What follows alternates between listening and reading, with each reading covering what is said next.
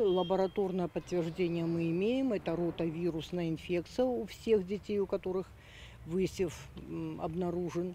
Ну, лечение они по этому поводу получают. А что послужило источником, это, конечно, Роспотребнадзор. Я думаю, что в ближайшее время он уже определится. Это носило характер все-таки массовый.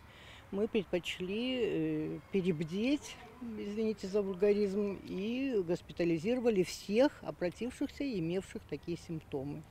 Ну, состояние тех, кто вчера поступил, и тех, которые сегодня поступают, тревоги не вызывает.